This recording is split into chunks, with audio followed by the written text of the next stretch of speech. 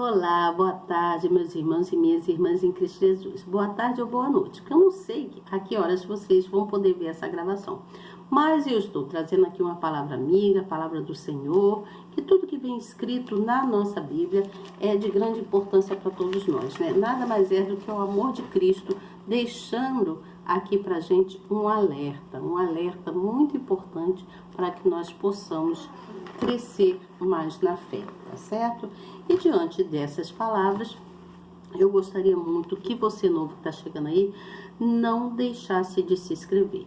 Se inscreva no canal. Tem uma palavrinha aí em vermelho escrito inscrever-se. Você aperta nessa palavrinha, tá bom? Depois que você fizer isso, você vai ver 3 palavrinhas sequenciais, assim. Você vai ver o sininho e 3 palavrinhas. Você aperta primeiro no sininho. Depois que você apertar no sininho, você vai lá e aperta na palavrinha todas. Pronto, já está inscrito ou inscrita.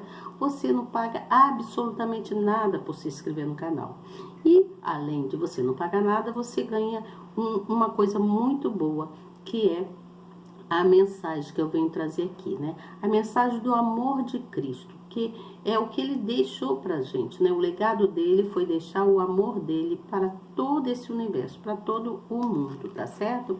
O Senhor nosso Deus, ele nunca falha, ele é sempre bom, está sempre presente nas nossas vidas, desde que a gente o busque, desde que a gente fique atento ao que ele quer nos ensinar, tá certo?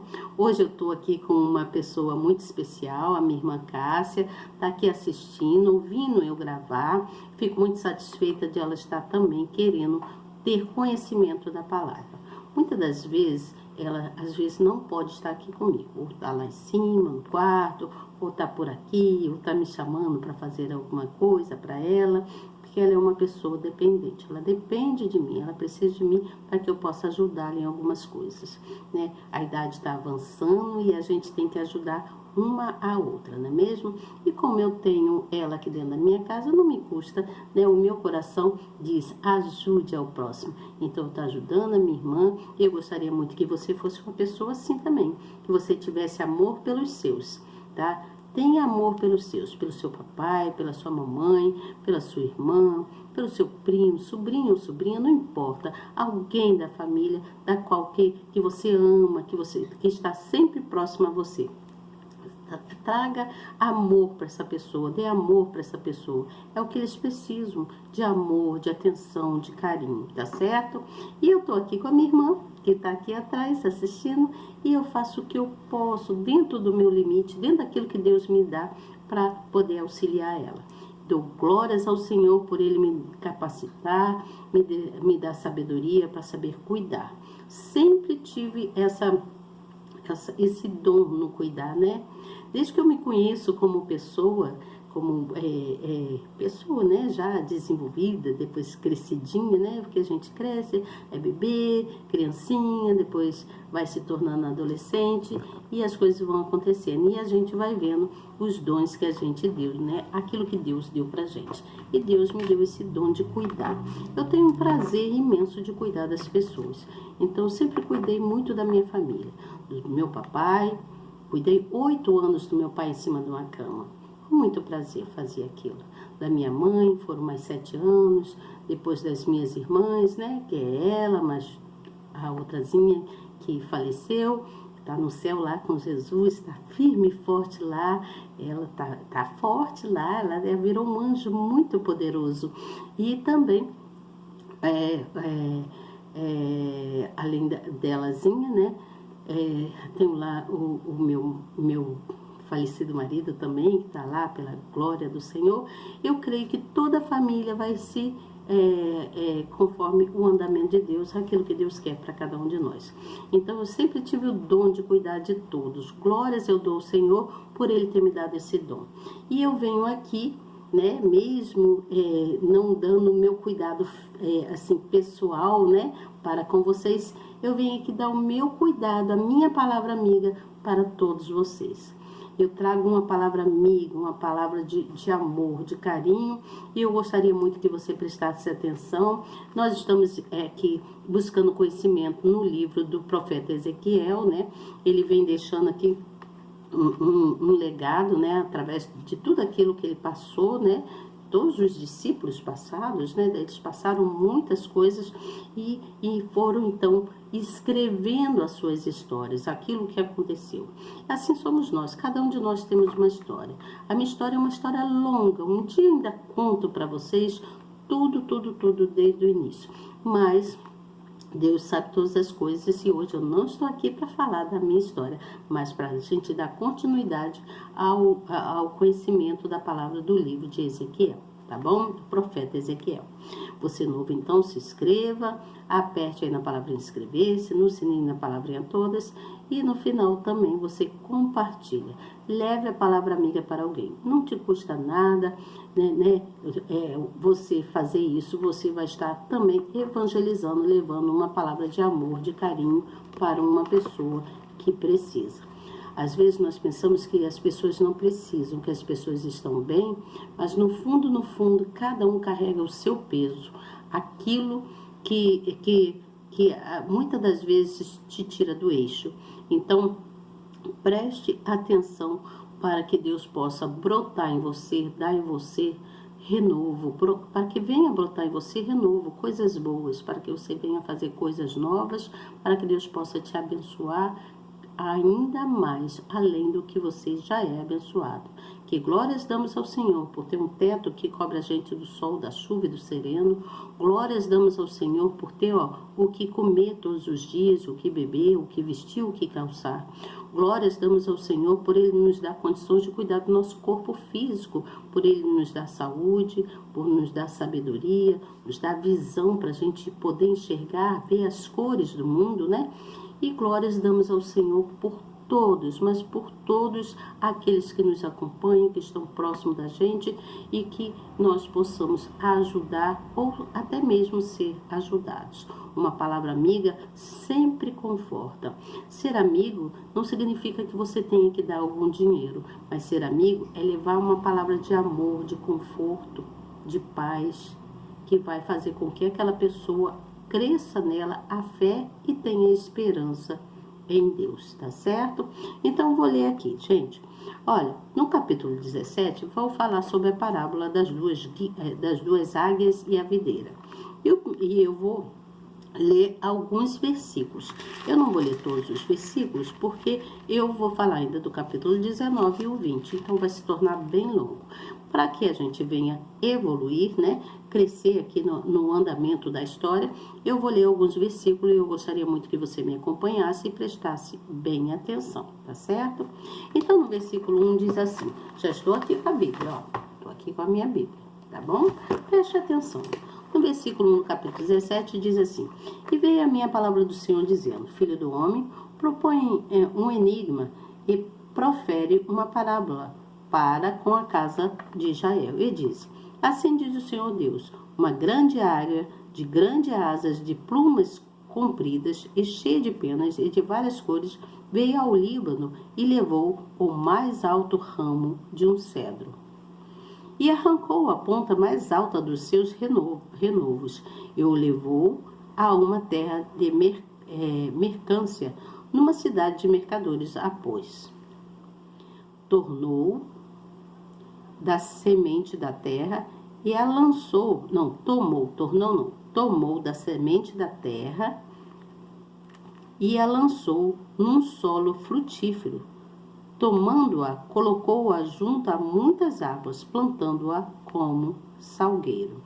Vamos pular aqui para o versículo de número 10, que fala assim, mas, estando plantada, prosperará?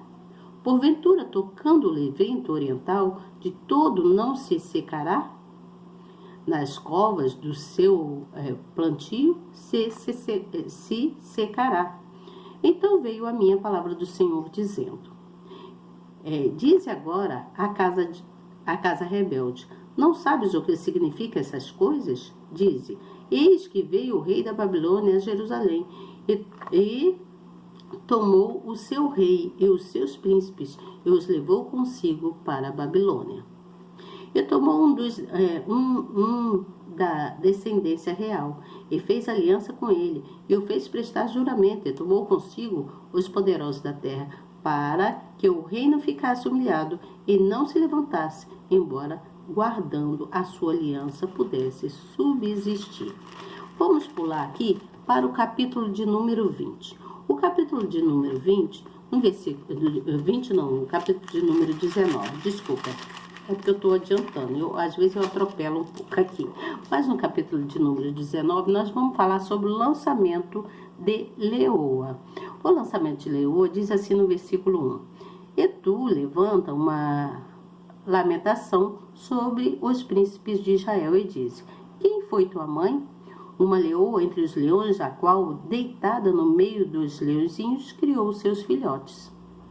E educou um dos seus filhotes, o qual veio a ser leãozinho, e aprendeu a apanhar a presa e devorou homens.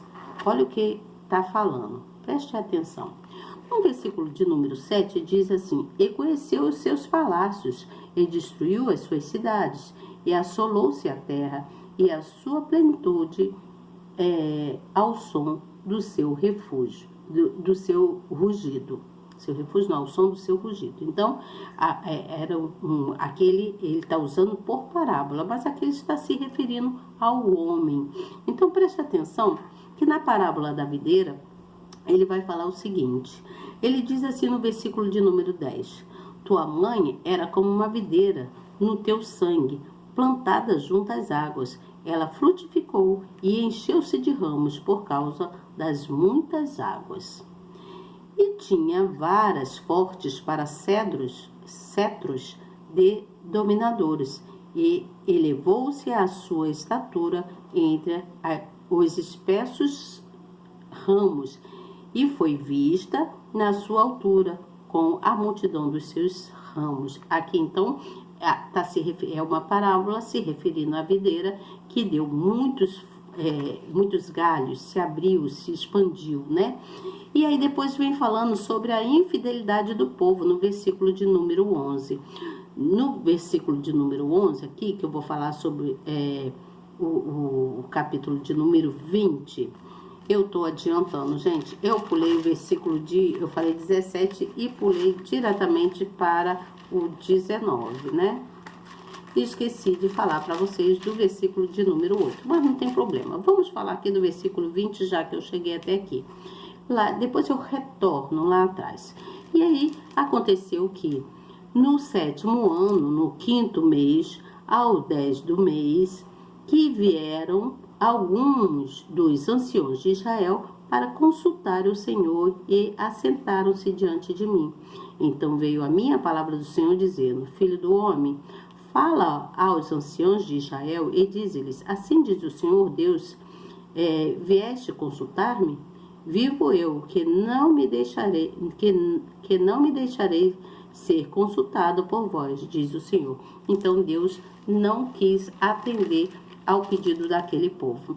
Vamos voltar aqui no capítulo de número 18, que fala sobre a responsabilidade pelo pecado de cada um.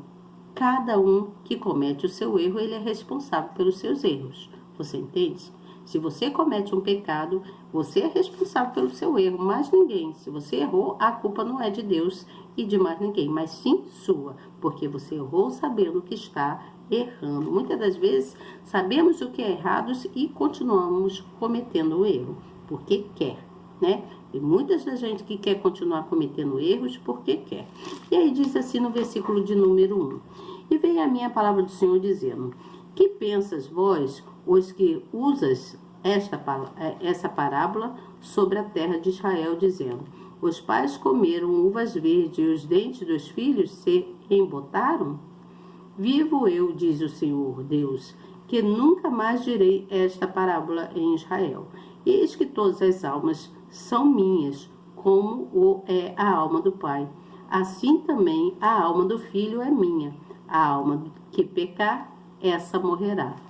Então, o pecado pode levar a pessoa aonde? Até a morte. Se você continuar pecando, sabendo que é errado, né? Em vez de procurar se ajustar diante do que é certo, você pode prosseguir, né? Você pode ir prosseguindo até a morte. Ou seja, você vê aí muitas pessoas se envolvem com o crime, né? se envolve com droga, com outras coisas, sabendo que aquilo é errado, mas continua ali no erro. Por quê? O que vai acontecer? Ela está buscando para si a morte, né? Sendo, pois, o homem justo e praticando o juízo e justiça, não comendo sobre os montes, nem levantando os seus olhos para os ídolos da casa de Israel, nem contaminando a mulher do seu próximo, nem se chegando à mulher da sua separação. E aí diz assim no versículo de número 10, e se ele gerar um filho ladrão, olha só, derramador de sangue, que fizer o seu irmão qualquer destas coisas, e não cumprir todos aqueles deveres, mas antes comer sobre os montes e contaminar a mulher do seu próximo, oprimir ao pobre e necessitado, praticar roubos, não tornar o penhor e levantar os seus olhos para os ídolos e cometer abominações. Esse está arriscando a sua própria vida para que chegue até a morte. Então vamos aqui para a explicação. Vou procurar ser bem sucinta para que a gente não demore muito aqui. Como vocês sabem, eu além de ler, né, ao estudo da Bíblia, eu faço um pequeno esboço, aqui está, ó, pequeno esboço daquilo que eu li. Então, nesse capítulo, nós vimos muitas comparações, nesses capítulos, né, 17, 18, 19 e também o 20, que eu li alguma coisinha. Nesse capítulo, nós vimos muitas comparações, que vimos aqui que a grande água que representava, aqui no caso, na comparação, ele estava falando aqui, ele estava falando sobre Nabucodonosor, no capítulo 17. A grande água de plumagem colorida, ele estava se referindo a Nabucodonosor. Você entende? Nabucodonosor foi o rei da Babilônia, como vocês sabem. E as nações vizinhas que estavam lá também, eles foram colocados. Então, aqui ele estava fazendo comparações. Então, a segunda grande águia que ele vem falando aqui na história era o rei Faraó, né? O Faraó lá do Egito. Ele vinha falando sobre aquele rei, o Faraó. Então, Ezequiel, ele vem explicar que o Líbano, que representava lá Jerusalém, que foi o Líbano lá, representado lá, todo aquele povo, né, que estava lá, era um povo pecador, era um povo que desafiou o poder o poder do rei da Babilônia. E aí Deus usou o profeta Ezequiel para que ele falasse para todos, para toda aquela nação, para todos dali, a importância da obediência e da fidelidade para com ele, para com Deus, né? Todos deveriam ser fiéis a Deus, ter fidelidade, ser obediente, ter uma comunhão com Deus. Então Deus usou Ezequiel para que ele revelasse para todos ali as promessas que Deus daria a todos se eles fossem obedientes. Deus restauraria todo aquele povo, ajudaria todos e faria tudo que se havia de ser feito para evitar a desolação, para evitar a destruição naquele lugar, naquela nação. Então Deus fez com que Ezequiel levasse a palavra para o rei lá, o rei de Judá, né, para que falasse para o rei de Judá, que ele falasse para o povo, que todos fossem fiéis e seguissem os direcionamentos de Deus. Deus fez com que Ezequiel usasse as palavras corretamente. Deus não queria que Ezequiel permanecesse ali como profeta sem levar para aquele povo o que precisava ser dito, a verdade, para que eles pudessem ser restaurados, para que eu pudesse haver restauração, bênção na vida deles, era necessário que eles tivessem comunhão com Deus, uma fidelidade com Deus, sinceridade. Então, se nós ficarmos atentos à palavra de Deus, preste atenção, se nós ficarmos atentos, ó, visão com foco em Deus, se nós ficarmos atentos à palavra de Deus, nós viveremos uma vida com certeza de prosperidade em todas as áreas da nossa vida. Você crê nisso que eu estou falando? Se nós ficarmos focados em Deus, podemos passar o que passar. Dificuldades, às vezes para um alimento, para se vestir, para uma passagem, né, para sair para um trabalho, ou às vezes ficamos doentes com alguma gripe ou setados por algum motivo, mas independente dessas situações todas, se nós ficarmos focados na palavra de Deus, atentos àquilo que Deus quer passar para que a gente venha aprender, nós teremos uma vida de prosperidade em todas as áreas da nossa vida, não importa qual área seja, se sentimental, se financeira, se física, se familiar, se espiritual. Você precisa se apegar com Deus, buscar em Deus aquilo que Deus quer que a gente venha aprender, você entende? Então, imagina uma pessoa que é líder, né? Ela é líder, ela tem autoridade de falar as coisas. Vamos supor, o pastor dentro de uma igreja, o bispo, ele é líder lá.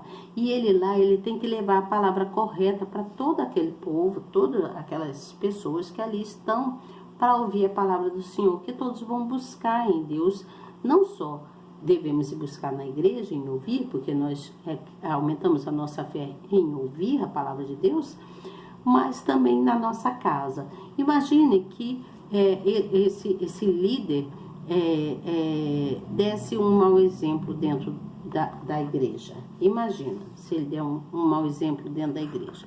E dando um mau exemplo dentro da igreja, ele vai fazer com que todos venham fazer o errado e todos então perecerão, ou seja, sofrerão as consequências do erro. Sofrerão as consequências do erro. É aquilo que eu falei, né, sobre o ladrão, lembra? Então imagina isso. Então nós precisamos fazer o quê? Orar e colocar os nossos pensamentos em Deus, colocar os nossos governantes diante de Deus, para que todos possam buscar em Deus e confiar mais em Deus, né? Confiar mais e mais. Nós já confiamos, né? Eu creio que você confie. Eu confio em Deus. Eu busco nele a minha segurança, a minha fortaleza é Ele. Então, nós precisamos buscar mais e mais em Deus para que Ele possa nos ajudar, né? Quando você for orar, peça a Deus: Senhor, me dê sabedoria. Senhor, me ajude. Eu preciso da sua ajuda. Sem o Senhor eu não tenho força. Sozinha eu não consigo. Sabe, muitas das vezes eu falo isso com Deus. Falo assim, gente. Eu falo: Senhor, sozinho eu não consigo. Eu não consigo sozinho. Eu preciso do Senhor na minha vida. Então, se você pedir com toda a sua fé, né?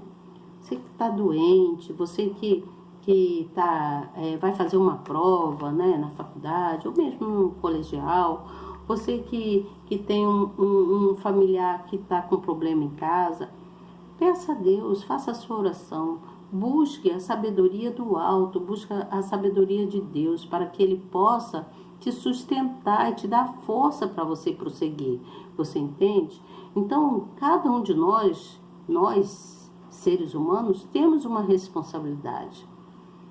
Né? Deus nos deu responsabilidade e Ele enche a gente de propósitos. É um propósito para cada um de nós.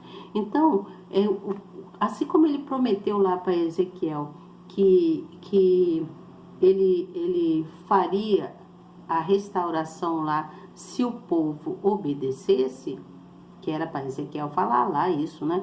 Se o povo obedecesse, então Ele restauraria aquele povo. Mas se o povo não obedecesse, ele iria destruir tudo, né? Então, nós devemos saber que cada alma, cada pessoa, nós somos alma. Nosso corpo é a alma. Então, cada alma, cada um de nós somos filhos de Deus. Cada alma somos filhos de Deus. Nós somos filhos de Deus. E que a alma pecadora, ela pode ir até a morte. Aquele que peca, aquele que continua errando, fazendo coisas erradas, sabe que está errado e permanece no erro, vai caminhando para a morte. E aí Deus não pode ajudar, Porque Deus é assim, se ele quiser que a pessoa viva, a pessoa vai viver. Mas se ele achar que essa pessoa deve partir, né, para o julgamento, ele vai permitir que essa pessoa morra para que ela vá para o julgamento dele.